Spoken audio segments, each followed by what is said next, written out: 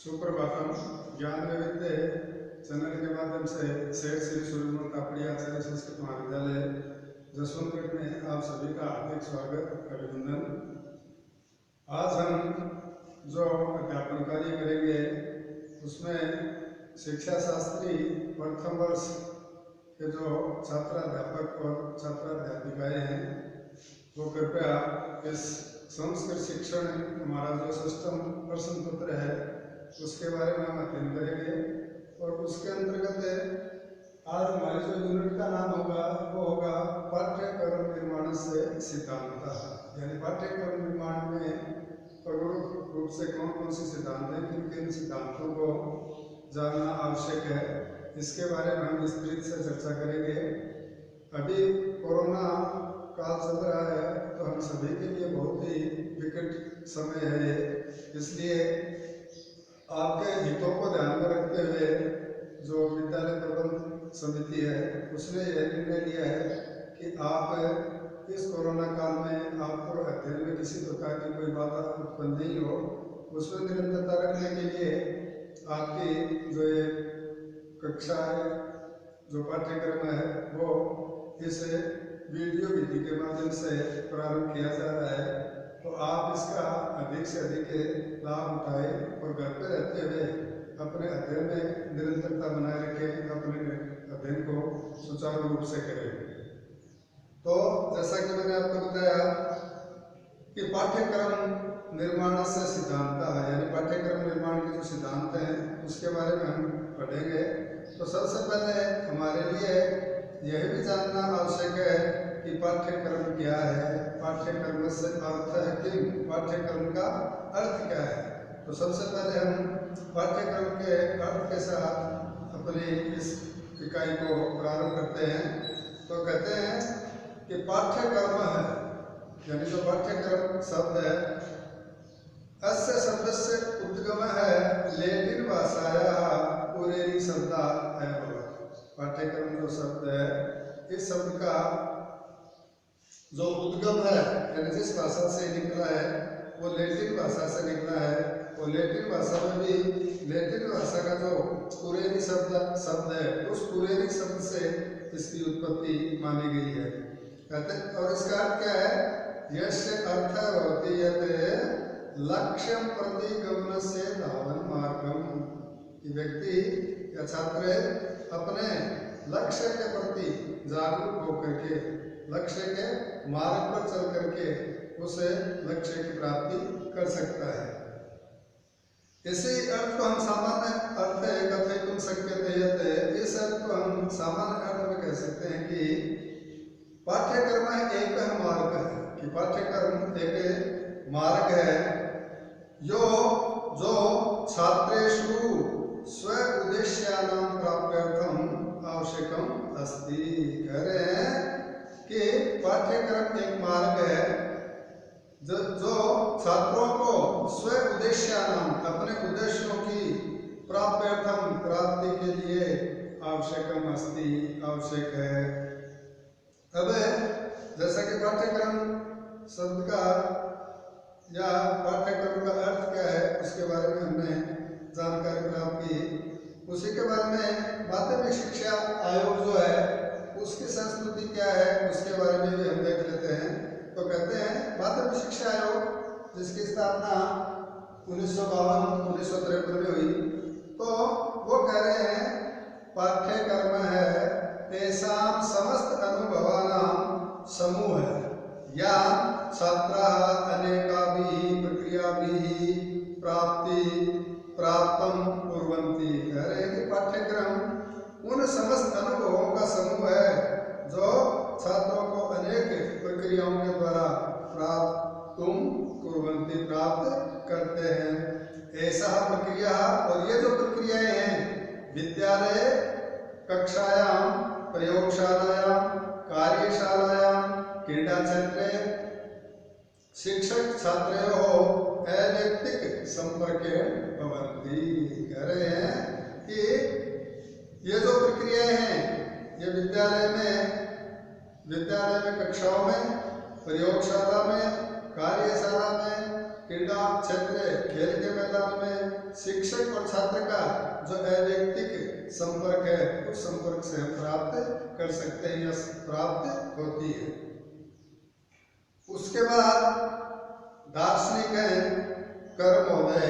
तो वो कर महोदय इसके बारे में क्या कह रहे हैं कि पाठ्यक्रम है समस्त अधिगम प्रक्रिया भी संबंधित है वर्तते।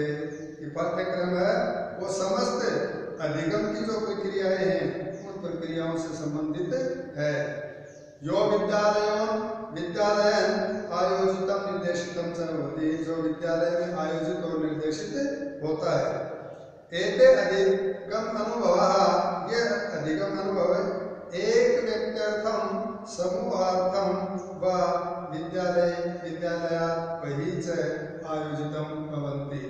कह रहे हैं ये अधिगम अनुभव एक व्यक्ति के लिए और समूह के लिए विद्यालय या विद्यालय से बाहर आयोजित होते हैं। कर महोदय के बाद में दूसरे जो दार्शनिक आते हैं उनका नाम है टेलर महोदय। वो क्या कह रहे हैं कि पाठ्यक्रम है एक है योजनाबद्ध है निर्देशित अधिगम अनुभव है वर्तते। कह रहे हैं कि पाठ्यक्रम एक योजनाबद्ध निर्देशित अधिगम अनुभव है। इयम इच्छादि गम है उद्देश्यानाम आधारित अस्ति। और ये इच्छित अधिगम और उद्देश्यों पर आधारित है। यो छात्राणाम क्रमबद्ध है, जो छात्रों को क्रमबद्ध वृद्ध्यर्थम वृद्धि के लिए स्वैच्छिक वृत्ति अर्थम विद्यालय से निर्देश होती। स्वैच्छिक इच्छा के अनुसार विद्यालय में निर्देश होता है। अयम ज्ञान से अनुभवानाम पुनः संरचना अस्ति। ये ज्ञान और अनुभव की पुनः संरचना है। या छात्राणाम सामाजिक कुशलार्थम अस्ति, जो छात्रों के सामाजिक कुशलता के लिए होती है। तो इस प्रकार से पाठ्यक्रम का जो अर्थ है वो हमने देखा। माध्यमिक शिक्षा आयोग ने अपनी पाठ्यक्रम के विषय में क्या संस्कृति दी है, पाठ्यक्रम क्या है, इसके बारे में बताया। उसके बाद में दो दार्शनिकों के विचार हमने इसमें देखे। जिनमें पहले दार्शनिक थे वो थे कर, उन्होंने पाठ्यक्रम की परिभाषा बताई, कहाँ होता है, कैसे होता है। और दूसरे जो टेलर महोदय हैं उन्होंने इसके बारे में अपने विचार व्यक्त किए, उसके बारे में हमने जाना। अब हम आज की जो हमारी यूनिट है पाठ्यक्रम निर्माण से सिद्धांत, उसके अंतर्गत हमने पाठ्यक्रम का अर्थ देख लिया, माध्यमिक शिक्षा आयोग की संस्कृति देख ली, कर महोदय टेलर महोदय के जो विचार है वो हमने जाने। उसके बाद में आज की जो यूनिट है उस यूनिट के अंतर्गत है पाठ्यक्रम निर्माण से प्रमुख सिद्धांत कहानी संति। ये जो आपकी परीक्षा की दृष्टि से भी ये आपकी जो संस्कृत शिक्षण इसकी चौथी यूनिट है। 3 यूनिट का जो कार्य है वो हम पहले आपको होमवर्क के तहत आपको दिया जा चुका है।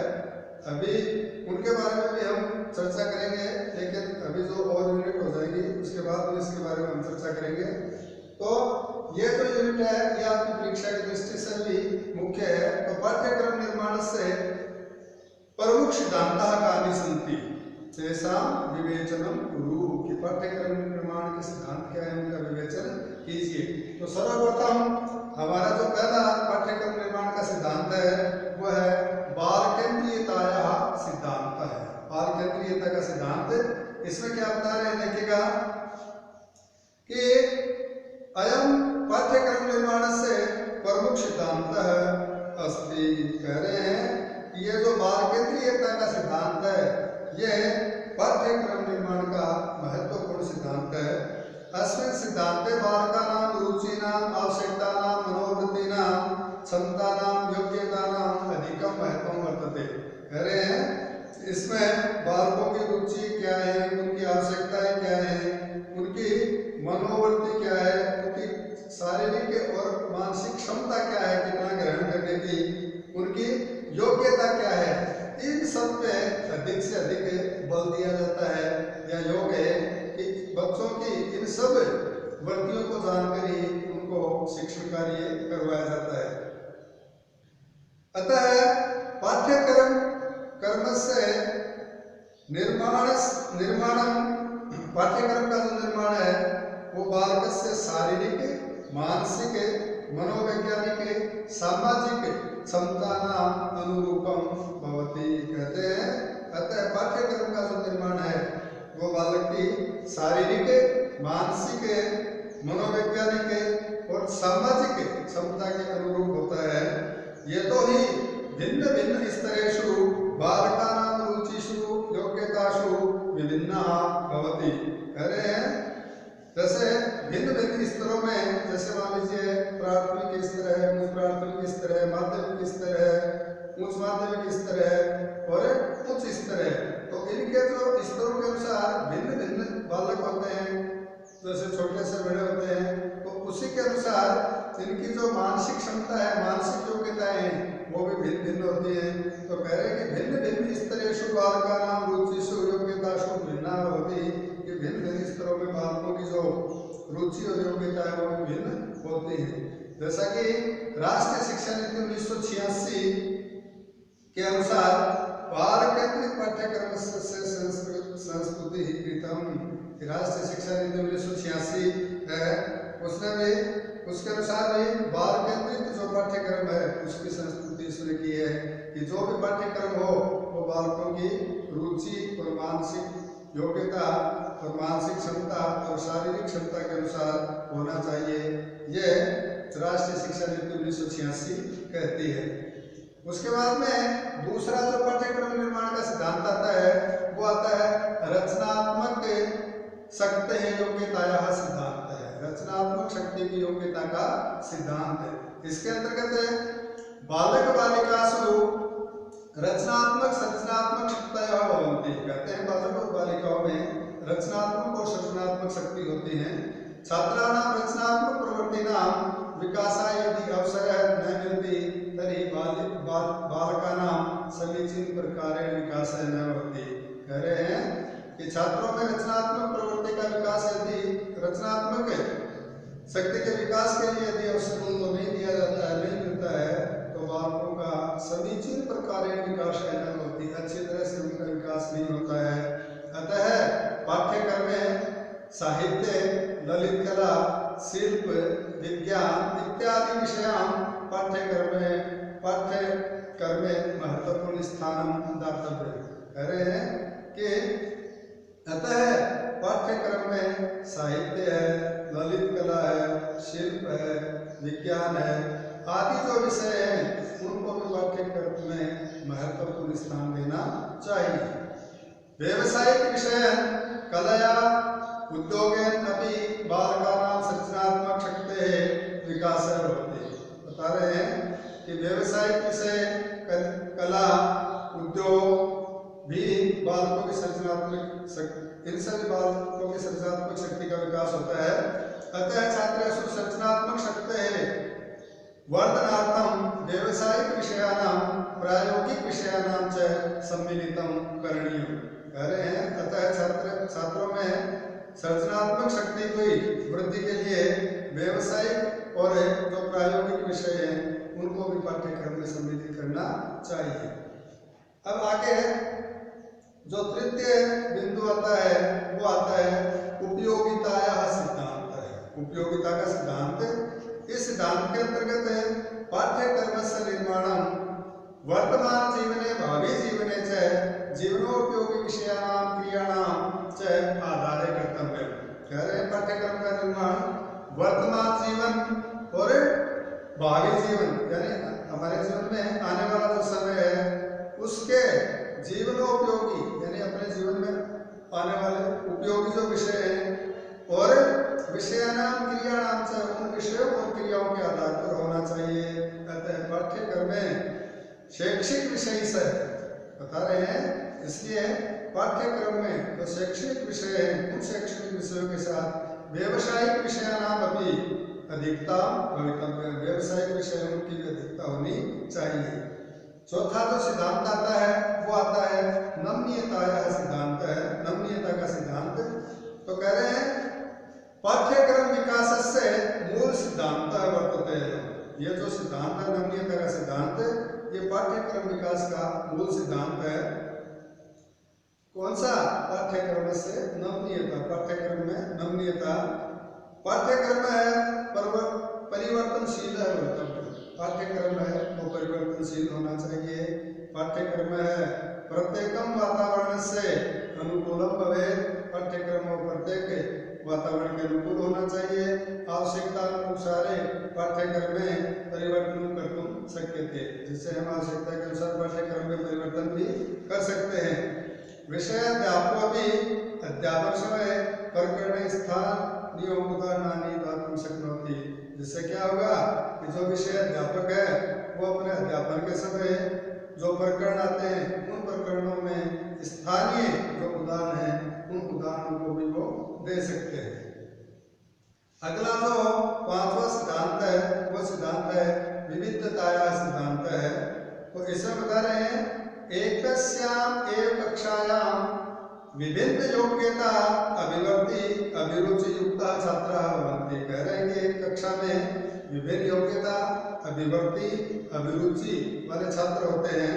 कहते हैं पाठ्यक्रम में भी, इसलिए पाठ्यक्रम में भी विभिन्न गतिविधिनां अधिगम अनुभवानां भिन्नता भवितव्या, इसलिए पाठ्यक्रम में भी विभिन्न गतिविधियों और अधिगम अनुभवों में भिन्नता हो। अर्थात पाठ्यक्रम में सर्व स्तरीय छात्राणाम अनुरूपम, पाठ्यक्रम में वो सभी छात्रों के स्तर के अनुसार क्रिया सूचय और क्रियाओं की विविधता के अनुरूप होना चाहिए। अगला जो सिद्धांत है वो है सहसंबंध से सिद्धांत है, सहसंबंध का सिद्धांत। तो इससे बता रहे पाठ्यक्रम में निर्धारिता विषय परस्पर है सहसंबंधिता भवितव्य। अरे पाठ्यक्रम में निर्धारित जो विषय हैं वो परस्पर सहसंबंध हो, उनमें आपस में संबंधित हो एक दूसरे से। विषय सहसंबंध, जब विषयों का एक दूसरे के साथ संबंध होगा तो बालक ज्ञान से समग्र रूपेण परिचित होती। बालक का जो ज्ञान है वो पूर्ण रूप से वो उससे परिचित होंगे। एक विषय से अधिगम है, अन्य विषय से अधिगम में पुनर्बलनम करोति। कहते हैं कि एक विषय का जो अधिगम है, जो ज्ञान है, वो दूसरे विषय को पुनर्बल देता है या पुनर्बल प्राप्त करता है। एवं पाठ्यक्रम से इस प्रकार का जो पाठ्यक्रम होता है उसे कोरिलेटेड, आंग्ल भाषा में उसे कोरिलेटेड पाठ्यक्रम अपि कथ्यते, कोरिलेटेड पाठ्यक्रम भी कहा जाता है। अगला जो सिद्धांत है वो है क्रीड़ा विधि सिद्धांत। इस सिद्धांत में क्या बता रहे हैं कि क्रीड़ा विधि द्वारा अधिगम है आनंददायी स्थायी से होती, कि खेल के द्वारा, खेल की जो विधि है उस विधि के द्वारा जो अधिगम है वो आनंददायी और स्थायी होता है। अयम मनोवैज्ञानिक तथ्य अभी वर्तते, यह मनोवैज्ञानिक तथ्य भी है कि बालकाः क्रीडासु अधिकानंदम अनुभवन्ति, बालक है वो खेल में अधिक आनंद का अनुभव करते हैं। एतासु क्रीडा विधिषु, और ये जो क्रीड़ा विधियां होती हैं इनको मॉन्टेसरी, किंडरगार्टन, प्रोजेक्ट इति प्रमुखा विधया सन्ति। कह रहे हैं कि जो खेल में सिखाने की जो विधियां हैं उन विधियों में प्रमुख यहाँ पर 3 विधियां बताई गई हैं, जिनमें मॉन्टेसरी, किंडरगार्टन और प्रोजेक्ट जो विधियां हैं वो प्रमुख हैं। अनेन सिद्धांतेन बालक है क्रीड़ा माध्यम में अधिगम प्राप्त होती है। यहाँ पर बता रहे हैं कि इस सिद्धांत से बालक है वो खेल के माध्यम से अधिगम प्राप्त करता सीखता है। अतः पाठ्यक्रम निर्माण क्रीड़ा क्रियासु अधिगम क्रियासु से समन्वय स्थापितव्यम। कह रहे हैं कि पाठ्यक्रम निर्माण में क्रीड़ा और अधिगम की जो क्रियाएं हैं उन दोनों में समन्वय स्थापित होना चाहिए। अगली जो विधि है, सिद्धांत है, वो है व्यक्तिक अनुरूपताया सिद्धांत है। पाठ्यक्रम बालक से व्यक्तिक आवश्यकता नाम अनुरूपम भवितव्यम। कह रहे कि पाठ्यक्रम का निर्माण है वो व्यक्तिक आवश्यकताओं के अनुसार होना चाहिए। बालक से रुचि नाम, आवश्यकता नाम, आकांक्षा नाम पूर्ति पाठ्यक्रम माध्यम में भवितव्य। कहते हैं कि बालक की रुचि, आवश्यकताएं और आकांक्षाओं की जो पूर्ति है वो पाठ्यक्रम के माध्यम से होनी चाहिए। पाठ्यक्रम है बालक से आयु अनुरूपम। जब पाठ्यक्रम का निर्माण करें तो यह भी विचारणीय बिंदु है और इन पर अवश्य विचार करना चाहिए कि बालक के आयु के अनुरूप हो, मानसिक विकास के अनुरूप होना चाहिए। अंतिम जो सिद्धांत है वो है सामाजिक अनुरूपता या सिद्धांत है। बता रहे हैं कि पाठ्यक्रम बालक से सामाजिक आवश्यकता अनुरूपम अपनी भवितव्यम, कि पाठ्यक्रम में बालक की सामाजिक आवश्यकताओं के अनुरूप भी होना चाहिए। भारतीय संदर्भ में पाठ्यक्रम है जनतंत्रात्मक मूल्यानि, भारत के संदर्भ में पाठ्यक्रम को जब हम देखते हैं तो जनतंत्रात्मक मूल्य, भावनात्मक विकास, जनतंत्रात्मक दृष्टिकोण उत्पन्न करने सहायक कह रहे हैं कि भारतीय संदर्भ में पाठ्यक्रम और जनतंत्रात्मक मूल्य, भावनात्मक विकास और राष्ट्रीय गुण और छात्रेषु राष्ट्रीयता, धर्मनिरपेक्षता, जनतंत्रात्मक दृष्टिकोण उत्पन्न करने सहायक है भवेत्। इन सबको में जनतंत्रात्मक दृष्टिकोण उत्पन्न हो। और अंतिम जो सिद्धांत है वो है अनुभवानां पूर्णताया सिद्धांत है। अनुभवों की पूर्णता का सिद्धांत। इस सिद्धांत के अंतर्गत पाठ्यक्रम से अंतर्गत मानव जाते हैं अनुभवानां संपूर्णतया निहिता भवति। कहते पाठ्यक्रम के अंतर्गत मानव जाति के जो अनुभव है वो संपूर्णतया निहित होते हैं। पाठ्यक्रम में सैद्धांतिक विषय से, पाठ्यक्रम में सैद्धांतिक विषयों के साथ मानव अनुभवानां उचितम स्थान भवेत्। मनुष्यों के जो बड़े बड़े दार्शनिक हुए हैं, जो बुद्धिजीवी हुए हैं, उनके अनुभव है उनको भी उचित स्थान दिया जाना चाहिए। ज्ञान छात्रा क्रीड़ा क्षेत्रे कक्षा कक्षे पुस्तकालय प्रयोगशालायां शिक्षकानां संपर्केण प्राप्नोति। जो जिससे छात्र खेल के क्षेत्र में, अपने कक्षा कक्ष में, पुस्तकालय में, प्रयोगशाला में शिक्षकों के संपर्क से प्राप्त कर सकते हैं। अतः पाठ्यक्रम में अनुभवानां संपूर्णता अति आवश्यकी वर्तते। कहते हैं अतः पाठ्यक्रम में अनुभवों की संपूर्णता भी आवश्यक होती है। तो इस प्रकार से आज के हमारी जो पाठ्यक्रम निर्माण से सिद्धांत जो चतुर्थ यूनिट की है उसको हमने, उसके जो प्रमुख 10 सिद्धांत हैं उन सिद्धांतों के बारे में हमने पढ़ा। तो शिक्षा शास्त्र के सभी छात्राध्यापकों और अध्यापिकाओं से मेरा अनुरोध है कि वो भी इस यूनिट को अपनी नोटबुक में नोट करें और परीक्षा की दृष्टि से ये यूनिट मुख्य है, इसलिए इसको याद भी करें, घर पर रहे, सुरक्षित रहे और अपना अध्ययन सुचारू रूप से चलाते रहे। धन्यवाद।